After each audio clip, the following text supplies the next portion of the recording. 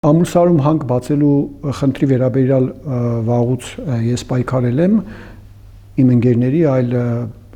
բնապահպանների եւ այլ մարդկանց հետ, երևի 2011-12 թվականից, բայց 2018 թվականին որ ավելի ակտիվացավ process եւ լարումներ ստեղծվեց, մենք ավելի շատ էինք հարցազրույցներ տալիս բոլորս եւ ես նույնպես գրում էինք ինչ-որ նաեւ կարծիքներ Facebook-ում։ Ու 2018 թվականի օգոստոսին ես ստացա նամակ, որ ինձ դատի են տվել սիվիլներին տված հարցազրույցի մեջ ասած ինչ-որ մտքերի վերաբերյալ եւ իմ Facebook-յան էջում գրած մի քանի գրառումների կապակցությամբ, մոտապես 7-8 դրվագով, այսպես ասած։ Այդ հայցադիմումը հիմնականում ներկայացված էր այն փաստով, որ ես իրենց իբր զրպարտել եմ եւ նաեւ իրենց բարի համբավը արատավորել եմ եւ դրա համար պետք է պարտավորվի դատարանը ինձ եւ նաեւ վճարել 1 միլիոն դրամ այդ իրենց բարի համբավը արատավորելու համար կամ զրպարտելու համար։ Իրենք փորձել էին այդ իմ, ասենք, երկար ժամանակ տված հարցազրույցների գրառումների մեջ գտնել ինչ-որ նախադասություններ կամ ինչ-որ բառեր կամ ինչ-որ արտահայտություններ, որոնք առանձնացնել ընդհանուր կոնտեքստից եւ ներկայացնել որպես զրպարտություն կամ այլ տեսքով եւ դրա միջոցով հասնել իրենց նպատակին։ Հիմնականում օգտագործում էին այն հատվածները, որտեղ որ ես օգտագործել եմ, ասենք, կոռուպցիա բառը կամ կասկած էի ներկայացրել իրենց ներկայացած ծրագրի արժանահավատության վերաբերյալ կամ այլ կազմակերպությունների կողմից արված հետազոտությունների մասին եւ այլն։ Բայց ըստ էության ակնհայտ էր, որ դա ուղղակի ոնց որ ասած մատից ծծած միջոցներ է եւ հիմնական նպատակը դա մարդկանց եւ ինձ լրացնելն էր, որտեղ այդ առաջինը ինձ դատի տվեցին իրենք, Լիդիան Արմենյան, դրանից հետո մոտապես եւս 20 մարդ եւ կազմակերպություն կամ լրատվամիջոց եւ այլն իրանք դատի են տվել այդ ընթացքում 2018 թվականից մինչեւ երևի 20-21 թվականները։ Այսինքն հիմնական նպատակը դա էր, որ եթե նույնիսկ դու չլրես, դու ամեն դեպքում կաշկանդված լինես հաջորդ անգամ հարցազրույց տալուց, հասարակություն քո կիրառած բառերից, քո գրառումների մեջ ինչ ձևով գրես եւ այլն, որովհետեւ այնտեղ իմ դեպքում այնպիսի աբսուրդ բաներ էին ներկայացված որպես այսպես ասած ապացույցներ, որ ես զրպարտել եմ կամ իրենց բարի համբավն եմ արատավորել, որ իմ համար ուղղակի զարմանալի էր, բայց ես այն ժամանակ չգիտեի, որ դա միջազգային պրակտիկա է այդպիսի եւ այդ միջոցով տարբեր կորպորացիաները եւ այլ խոշոր կազմակերպությունները, ինչպես նաեւ պետական պաշտոնյաները փորձում են լրացնել իրենց դեմ քննադատությունը եւ այլն։ Հետո ընթացքում արդեն երևի 20-21 թվականին, որ ես իմացա, որ այդ միջազգային պրակտիկա է, դա ունի հատուկ տերմինոլոգիա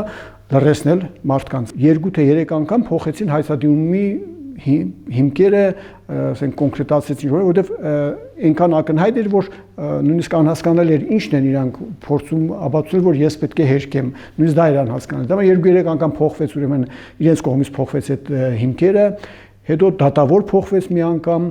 հետո իրենց փաստաբանները 3-4 անգամ փոխվեցին, ու ընդհանուր առմամբ այդ ամբողջ process-ը տևեց մինչև 2024 թվականը։ Այսինքն 6 տարի փաստացի 6 տարի ես դատարաններում եմ գնացել այդ իրենց հայցադիմումի պատասխանելու համար։ Ի վերջո Արաչյանի դատարանը վճռեց, որ հիմքեր չկան ինձ որևէ պատասխանատվության ենթարկելու եւ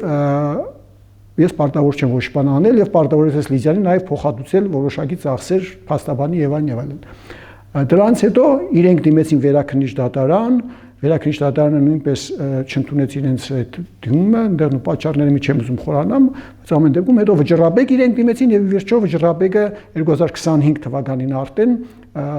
բանալից, որ վճիռը մնում է օրինական ուժի մեջ։ Այսինքն դրանով 2025 թվականին արդեն վճռաբեկով ավարտվեց այդ այսպես ասած էպոպեան։ Այսինքն մոտապես 7 տարի ես փաստորեն դատական process-ների մեջ եմ եղել, մտածել դրա մասին, այո, այլն, բնականաբար այդ ընթացքում ես իմ խոսելու, գրելու, հարցազրույցներ տալու եւ քանակն եմ պակասացրել եւ նաեւ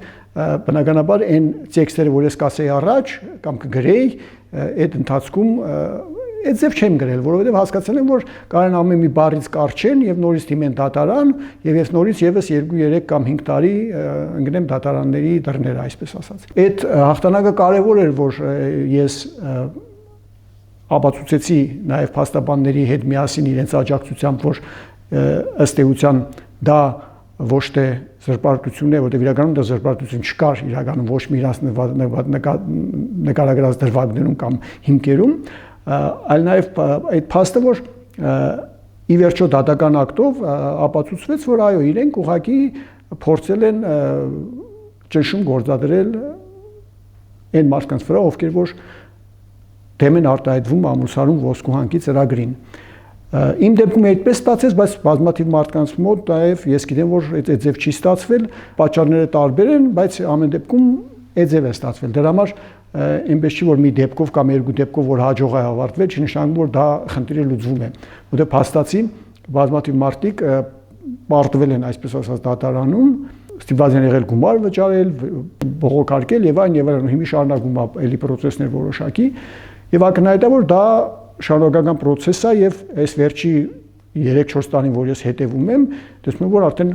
հարյուրավոր գործեր կան այդ ձև, արդեն տարբեր ոլորտներից այդ ուղղությամբ, որտեվ եթե 18 թվին մենք կարող մի քանի գործ գտնեինք, հիմա երևի արդեն կարող է մոտենա 1000-ի, ես չգիտեմ, էլի, դե չեմ ուզում ասել, բայց տպավորությունը այդպեսին է, որտեվ կորպորացիաները հիմնականում խոշոր ձեռնարկատերերը կամ պաշտոնյաները, որոնք տեսան, որ հնարավոր է այդ դատական ճանապարհով լռեցնել, ինչու՞ չէ նաև ֆինանսական բեռ դնել մարդկանց վրա, հոգեբանական բեռ դնել, համար ավելի շատացան այդ հայցադիմումների քանակը։